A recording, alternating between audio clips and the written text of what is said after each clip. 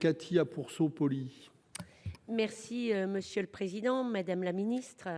Le 27 novembre dernier, le chef de l'État a annoncé son ambition de voir créer une dizaine de réseaux express régionaux dans les métropoles de France. Cette ambition, nous la partageons pour l'environnement, pour les salariés qui chaque jour ont le choix entre être coincés dans les bouchons ou dans des trains bondés quand ces derniers circulent.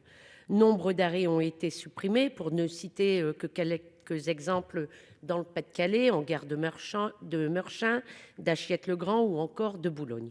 Avec 6,5 millions d'habitants, la région Hauts-de-France est parmi les plus peuplées, l'agglomération de Lille concentrant à elle seule 1,5 million d'habitants. Mais surtout, ce sont des dizaines de milliers de personnes qui s'y rendent chaque jour, en grande partie depuis le bassin minier.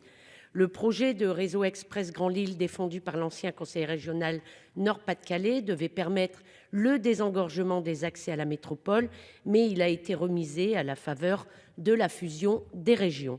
Le projet prévoyait la création de 6 nouvelles gares, dont une souterraine à Lille, évaluée à 2,1 milliards d'euros, la pose de 56 kilomètres de lignes nouvelles pour desservir plus efficacement les villes d'Hénin-Beaumont, de Lens et de Douai, et le raccordement des grandes villes du nord du pays plus efficacement. Les élus du bassin minier y sont prêts, ainsi que les présidents d'agglo. Personne ne doute de l'intérêt du projet. L'engorgement de l'Ain, comme le surpeuplement des rames de TER, amène les élus du bassin minier, tous bords politiques confondus, à demander régulièrement la relance de ce projet. Aujourd'hui, à l'aune des annonces du président de la République, il est temps de ressortir ce projet des cartons. Quels moyens seront alloués à la région Hauts-de-France pour ce projet, Madame la Ministre? À quelle échéance les premiers voyageurs pourront-ils emprunter ces trajets? Je vous remercie.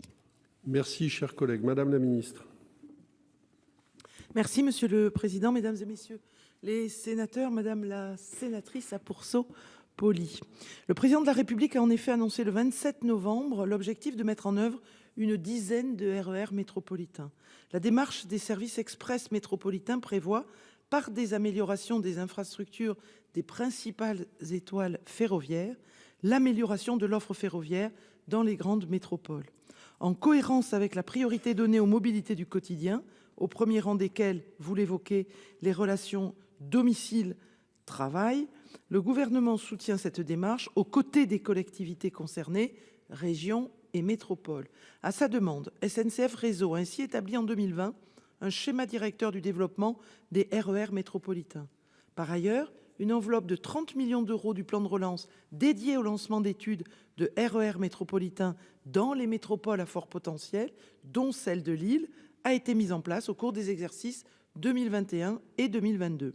L'État finance ainsi, aux côtés de la région Hauts-de-France et de la métropole de Lille, les études de faisabilité lancées en 2021 et visant à définir puis approfondir un scénario de RER métropolitain pour l'étoile ferroviaire lilloise. Ce projet de grande ampleur, estimé à ce jour entre 4 et 5 milliards d'euros, comprend, comme vous le mentionnez, un projet de barreau nouveau, dénommé Réseau Express Hauts-de-France, entre Lille et le bassin minier. Comme le président de la République l'a annoncé en février 2022, l'État sera présent aux côtés des acteurs locaux pour la mise en place de ce projet. Merci. Merci.